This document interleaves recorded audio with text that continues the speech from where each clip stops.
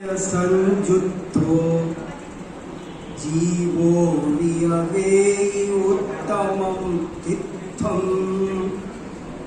संसारं तरति जतो त्रयणतयति वनावाये। अभी मैंने जो ये एक गाथा बोली है उसे कार्तिकेयानुप्रेक्षा में 291 नंबर पर लिखा है। आज से लगभग 2000 वर्ष पुराना ये ग्रंथ है और प्राकृत भाषा में लिखा हुआ है। भगवान महावीर की वाणी के समान ही पूज्य है और उस ग्रंथ की इस गाथा में आज के प्रसंग में क्या लिखा है वो उसकी ओर मैं आपका ध्यान आकर्षित करना चाहता हूँ, क्योंकि आज तीर्थ क्षेत्र पर एक बहुत सुंदर ग्रंथ का लोकार्पण हो रहा है। 24 तीर्थंकरों के 120 कल्याणक सब इस किताब में आ गए। 24 तीर्थ क्षेत्र हैं और आज इसलिए क्योंकि आज भगवान ऋषभ देव का गर्भ कल्याणक है। प्रथम तीर्थंकर का पहला गर्भ कल्याणक माने 120 कल्याणक जब हुए तो सबसे पहले जो कल्याणक हुआ था, आज का ही वो दिन है जब कल्याणक प्रारंभ हुए थे। इसीलिए आज ये बहुत सुंदर और बहुत आधुनिक तरीके से ये किताब लिखी गई है। सारी जानकारियां हैं उस तीर्थ के बारे में, क्या वहाँ का टेलीफोन नंबर है, क्या फोन नंबर है, क्या पहुँचने का तरीका है, कौन सा सुविधाजनक है। ये किताब तो हर घर में होनी चाहिए और तीर्थ यात्रा पर साथ ले जानी चाहिए। और इसके सहारे आप बहुत ही जैसे जीपीएस साथ रखते हैं ना, ऐसा ये तीर्थ क्षेत्रों का हमारा जीपीएस है। आप इसे साथ रखोगे तो 120 कल्याणकों की यात्रा बड़ी आसानी से कर पाओगे। सब हमारे काम की सब बातें लिखी है उसमें। वहाँ भोजन मिलता है कि नहीं, वहाँ रहने की व्यवस्था है कि नहीं, ये भी तो जरूरी है ना। सिर्फ मंदिरों का परिचय नहीं है, पर ये बहुत सर्वोपयोगी किताब है और मैंने तो इस किताब को छपने से पहले ही पढ़ लिया। ये धीरज जी की कृपा है और इसलिए आज बहुत प्रसन्नता का दिन है और बहुत बढ़िया अवसर है। और मुझे खतौली के नाम से भी रोमांच हो रहा है, क्योंकि खतौली एक तरह से मेरी जन्मभूमि है। तो ऐसी सारी बातें बहुत ही बढ़िया हैं और इसीलिए मैंने आज आपको एक बहुत बढ़िया गाथा सुनाई है कार्तिकेय आचार्य की। अब आप थोड़ी देर उस गाथा पर ध्यान दीजिए। अब आप थोड़ी देर इस गाथा पर ध्यान दीजिए। देखो कितनी अच्छी गाथा है और क्या कह रही है। ये गाथा कह रही है, रयणतय संजुत्तो जीवो विहवेहि उत्तमं तीर्थं संसारं तरति जतो त्रयणतयति वनावाये। इसका हिंदी में अर्थ ये हुआ कि वास्तव में देखा जाए तो ये जीव आत्मा ही वास्तव में तीर्थ है, क्योंकि ये आत्मा स्वयं ही रत्नत्रय की नौका में बैठकर संसार सागर को पार करता है। इसलिए मूल तीर्थ ये है। जिसकी वजह से और सब तीर्थ तीर्थ कहलाते हैं, वो असली तीर्थ अपना आत्मा है। देखो मैं एक उदाहरण देता हूं। जैसे आप कहते हो तो मिठाई खिलाओ, तो मिठाई माने क्या? लड्डू, बूंदी का लड्डू मिठाई है, बर्फी मिठाई है। क्या मिठाई क्या है? मिठाई किसे कहते हैं? वास्तव में तो रसगुल्ला मिठाई है। मैं सब पर आता हूं। आप देखो, असल में तो चीनी का नाम मिठाई है, और वो जिसमें मिला दो, आपने खीर में मिला दी तो खीर मिठाई है, आपने चावल में मिला दी तो, आपने गेहूं में मिला दी चीनी तो गेहूं में चीनी मिला के दे दी, तो बताओ वो मिठाई है कि नहीं? मान लो ये बच्चा पास हो जाए और मैं कहूँ बेटा मिठाई खिलाओ, तो ये कहे कि लो अंकल जी लड्डू खा लो, गुलाब जामुन। मैंने कहा नहीं, ये तो गुलाब जामुन है, मुझे मिठाई खानी है, मिठाई खिलाओ। तो बोले अच्छा ये लो, ये बर्फी है। मैंने कहा ये तो बर्फी है, मुझे मिठाई खिलाओ। अरे साहब, असली मिठाई तो चीनी है, और वो जिसमें मिला दोगे उसी का नाम मिठाई हो जाएगा। ऐसे ही हमारे आचार्य कहते हैं कि भूलना मत, तीर्थ तो अपनी आत्मा है, और जहां तुम आत्मा की साधना करोगे बेटा, वही तीर्थ है। हमारे ये 120 कल्याणकों के 24 तीर्थ क्षेत्र कैसे बन गए? पहले से बने थे क्या? हमारे आचार्यों ने, तीर्थंकरों ने वहां पर आत्म साधना की, तो उसका नाम पड़ गया तीर्थ। तुम करोगे तो तुम पड़ जाए, वहां फिर पड़ेगा। जहां साधना होती है, आत्मा की साधना ही तीर्थ है।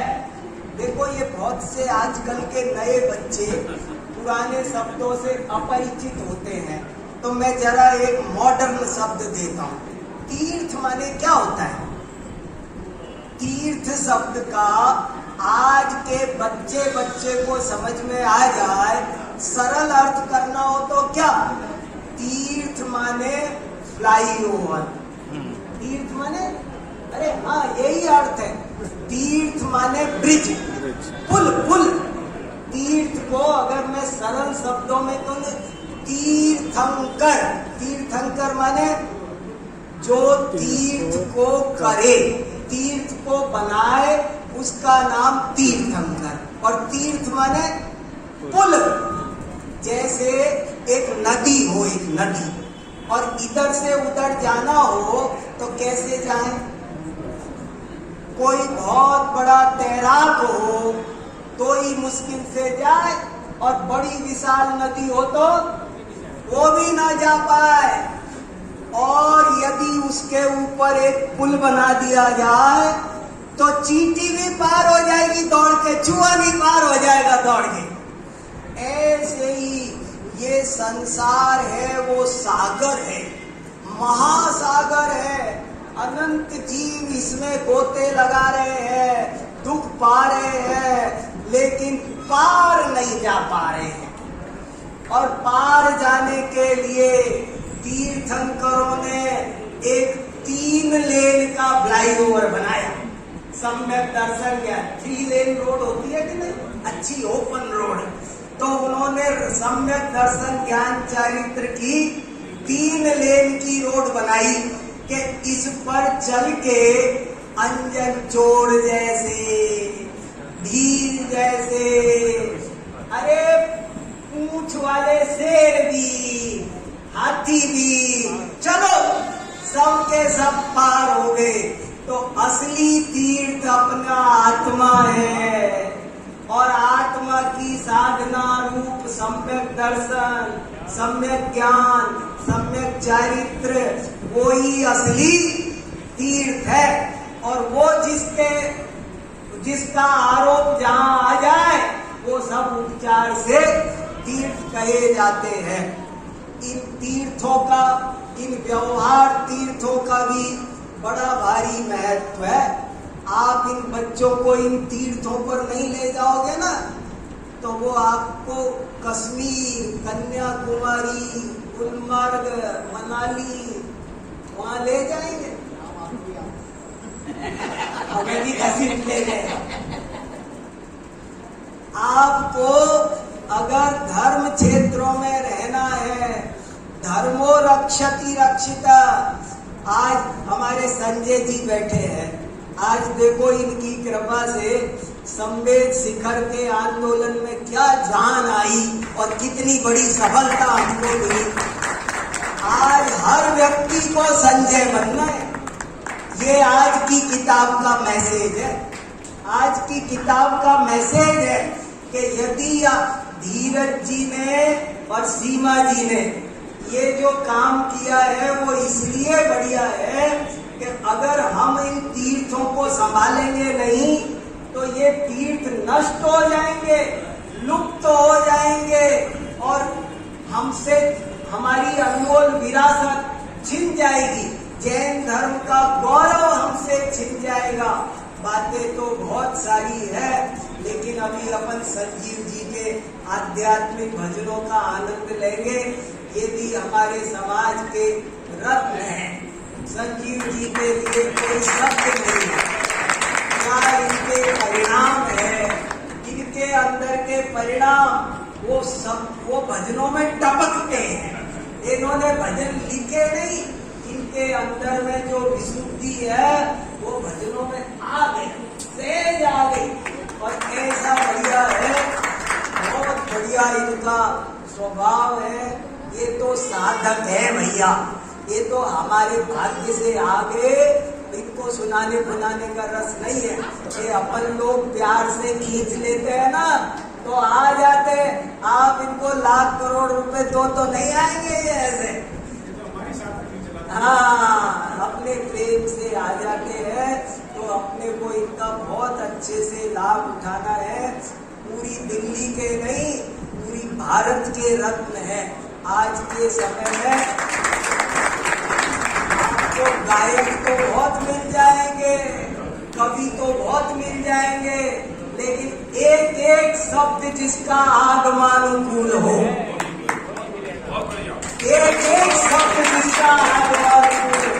मैंने भक्तों को भजन और कविता लिखते देखे, लेकिन स्खलन बहुत होता है, बहुत चूक जाते हैं, आगम विरुद्ध लिख जाते हैं। लेकिन ये एकदम आगमनानुकूल लिखते हैं और बहुत, ये समझो इनके भजन भजन नहीं है, स्वाध्याय, शास्त्र स्वाध्याय। अपन को इनका आनंद लेना चाहिए। और तीर्थ यात्रा का कोई कार्यक्रम बनाओ, मुझे भी ले लो। देखो अपन सब, मुझे तो ऐसे लग रहा है कई कार्यक्रम में नहीं, ऐसा लग रहा है मैं अपने कुटुंब परिवार में घर में बैठा हूँ। ऐसे मुझे इधर से इधर तक सब घर के से लोग दिखाई दे रहे हैं। और मैं कह रहा हूँ एक कार्यक्रम बना लो धीरज जी। आपको एक दो होगी देखी जाएगी, एक बस करो और अपन सब लोग चलो करके आते तीर्थ यात्रा। इन तीर्थों की वंदना से बढ़िया और कोई काम नहीं। करेंगे वहाँ साधना करेंगे। अभी देखो महाराज जी ने श्लोक सुनाया था एक बहुत अच्छा, कि जहाँ पर सिद्ध क्षेत्र, तीर्थ क्षेत्रों पे साधना करो तो सिद्धि आसानी से होती है। वहां जाके भाव, यहाँ पर आपको 10 गुना ताकत लगानी पड़ेगी और वहां 10% ताकत में साधना होगी। तो ऐसे सब लोग तीर्थों की यात्रा करो, उनकी रक्षा करो, वहाँ दान दो, वहाँ निर्माण करो, वहाँ कोई कमी हो तो उसे देखो। अरे सब अपने बाप दादों के बनाए हुए हैं। अपने पिताजी का कोई प्लॉट पड़ा हो तो ढूंढ ढूंढ के जाते हैं कि नहीं, कि कहाँ है क्या है। और ये हमारे पूर्वजों के अनमोल तीर्थ है, इन सबको हमें बचाना बहुत जरूरी है। तभी जाकर के हम जैन कहलाएंगे, तभी हम जिनेंद्र देव के भक्त कहलाएंगे। तो सब लोग सच्चे जैन बने, इसी पवित्र भावना के साथ मेरी बात को एक बात